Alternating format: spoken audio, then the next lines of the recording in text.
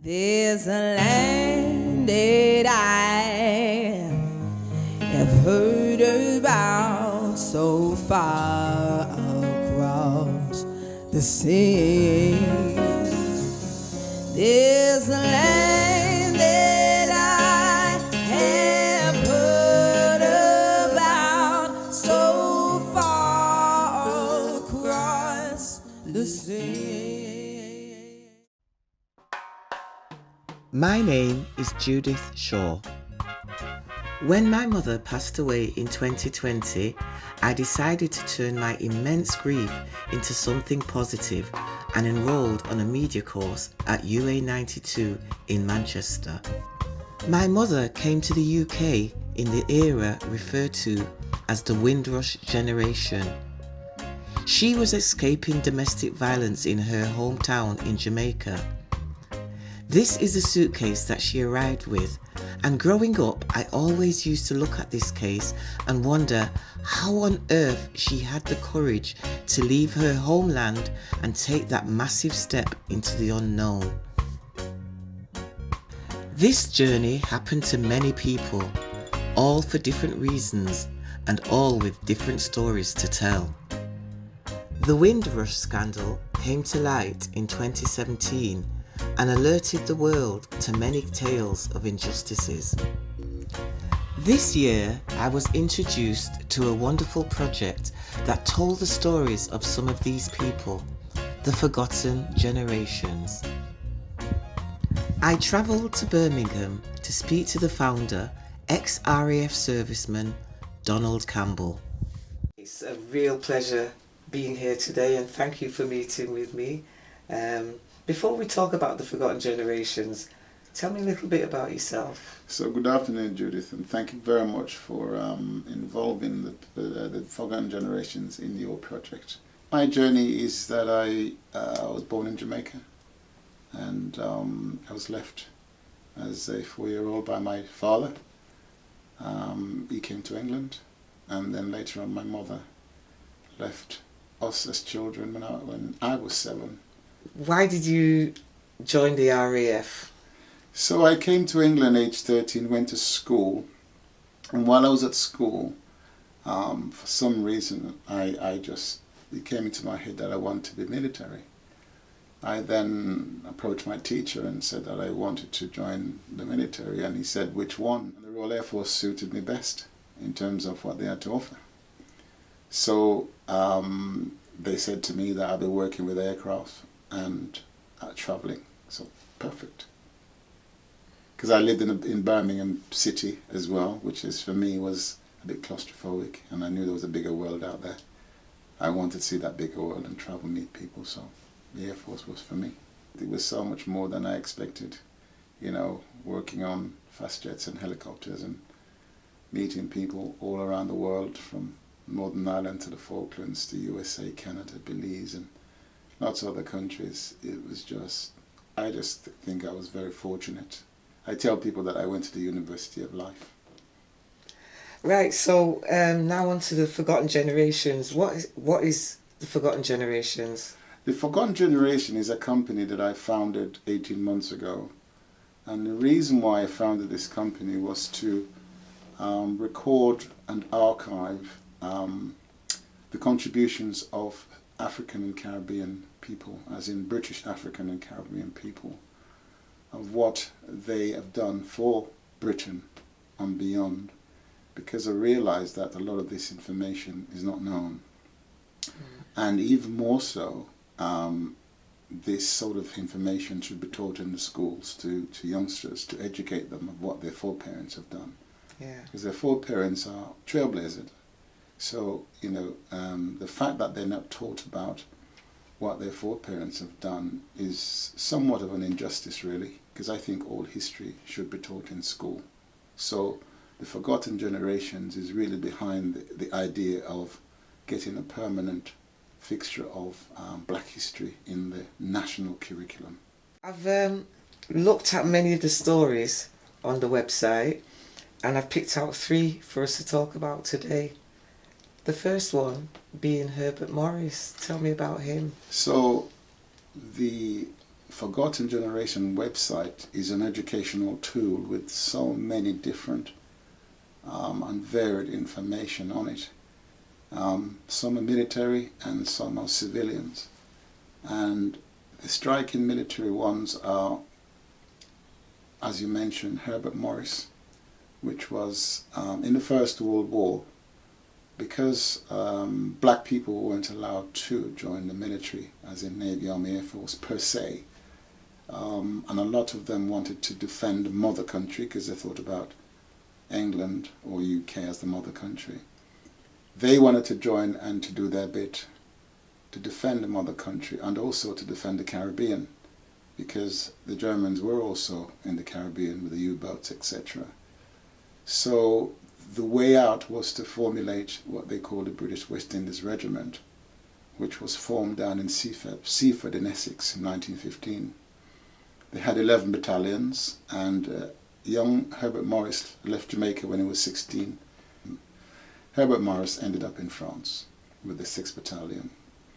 And while he was there, he wandered away from his post. And the second time that he did it, they decided to court-martial him. Now, back in those days, they made an example of anybody who left their post, regardless of the reasons, whether they were ill or not. And Herbert Morris was tried in court-martial, and during the court-martial he said to the judge, "Sir, all I can hear is noise in my head."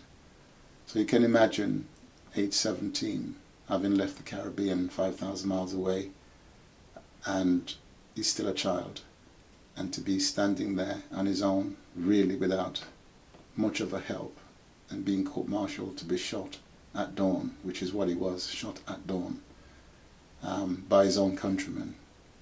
That was somewhat of an injustice. So on the 20th of September 1917, Herbert Morris was shot at dawn. That's so sad. Right, so let's move on to Johnny Smythe. Tell me about him. So Johnny Smythe is a Sierra Leonean from West Africa, who also joined the Royal Air Force, but he was in the Second World War, and by this time the coloured bar had broken down. So he joined as an officer. He flew quite a few missions, and on the 27th mission he was shot down and became a prisoner of war. He spent his 2 years, and later he was actually freed by the Russians. He then eventually got back to Britain and joined the Air Force again. He was the one that managed the Windrush ship to the Caribbean and back from the Caribbean, which was quite something. On to Mr. Jarrett, who I had the pleasure of meeting this year. Yeah, that was fantastic, and it was so good that you've met Mr. Jarrett on such a fantastic occasion as carrying the baton as the second oldest war veteran. We travelled all over England, meeting the Prime Minister, Prince William, and the Defence Secretary, and etc., etc. And he's also been interviewed many times, radio, TV, newspapers, so he was excellent. So Mr. Jarrett, for me, left a legacy, and that legacy was to actually advertise the other veterans that probably didn't get a chance for us to hear their voice. But he was great. He was a great individual, and it's like one half of me is gone, really. The fact that he carried the baton on the Tuesday and died the following Tuesday is a great miss. So he'll be forever remembered, really. Yeah, I mean, we had a massive campaign to raise awareness about him carrying the baton.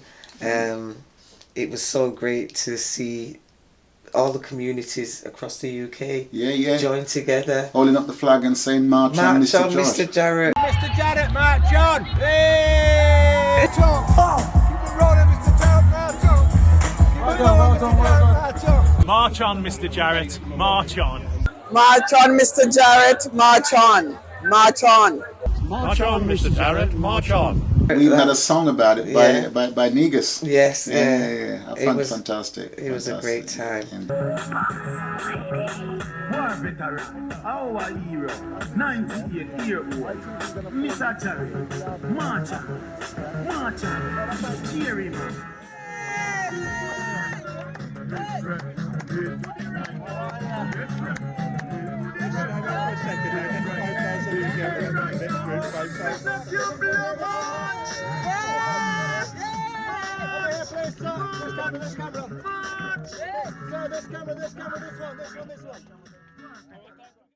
Just tell me a little bit about the logbook project.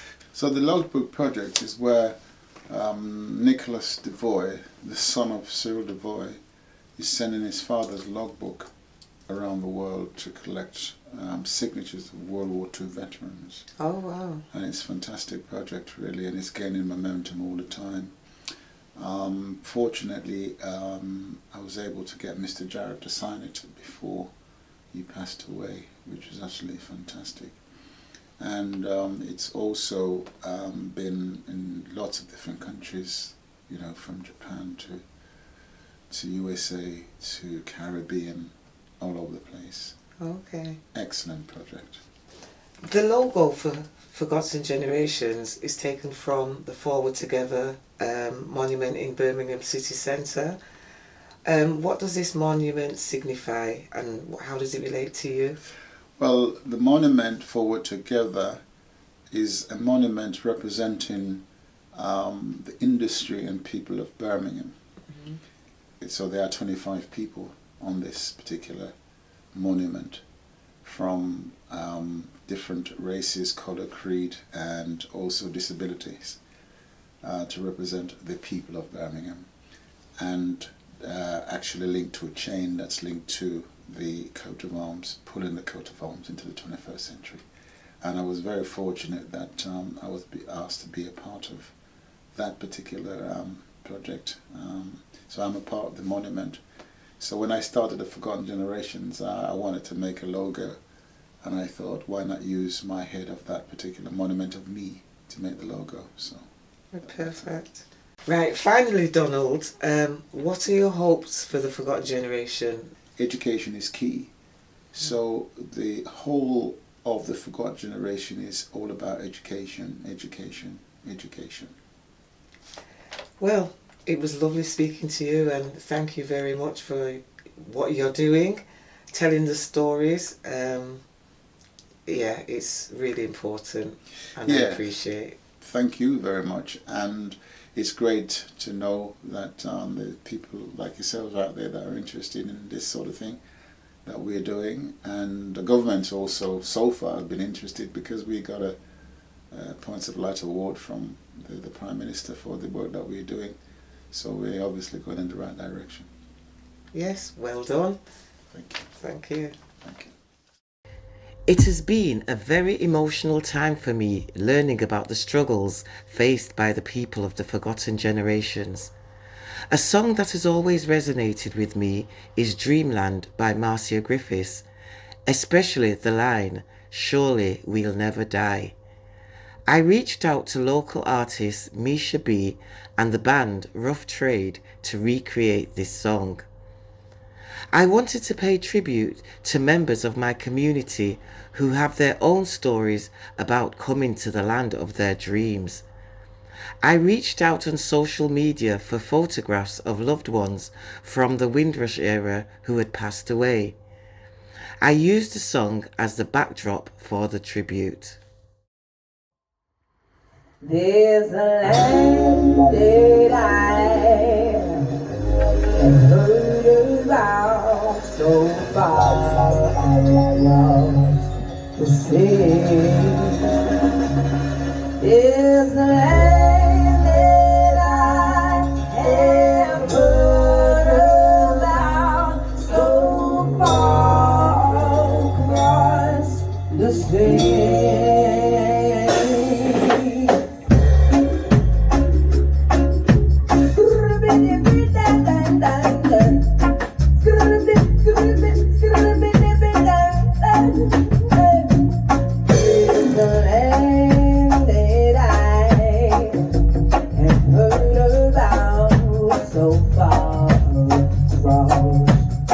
sing.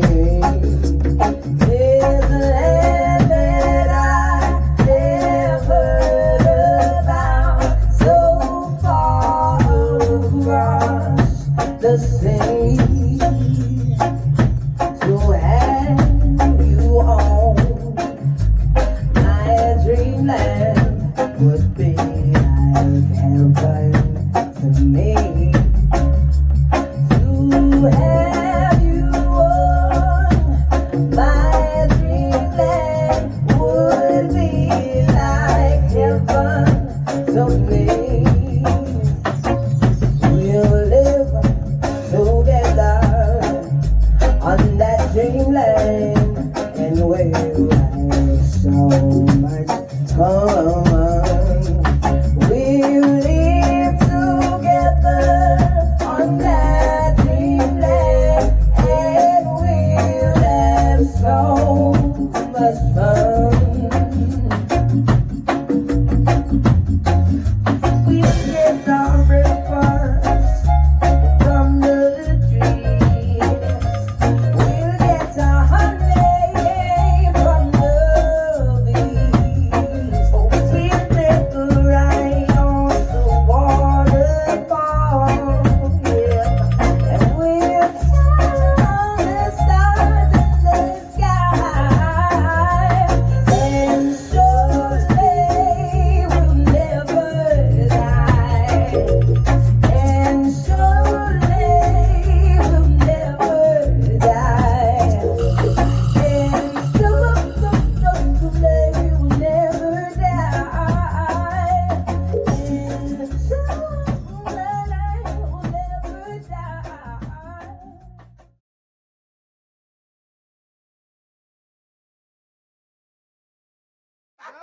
Oh, no, don't film me, Wendy, please. Of love. Yeah, man. Yeah, man. You sure, Bless. Sam? Yeah, man. Nice to meet you. Bless, bless you too. Bless. So. Right, where did you put them behind? Do you like this version? I like a I wanna find a middle ground between the two of them. The original. That's the original one. That's for the flutes and that. That one's I knew I heard a male singer. yeah. But you could even still even if it is well, see which one you want. You can drop it which one you know. You don't have to drop it like that really. The Wailers I didn't even know Marcia Griffiths done a version when he sent it. I was like, yeah, it's a nice version as well, you know, you like it. That's the version I remember.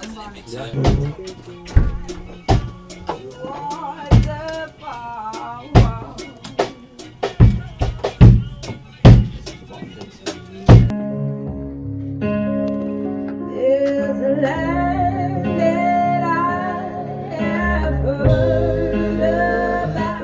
We'll get our breakfast from Maybe like a tree bar. yeah.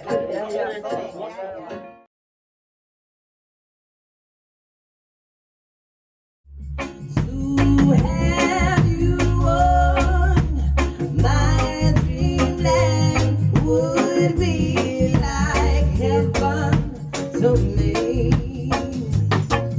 We'll live together on that dreamland, and we'll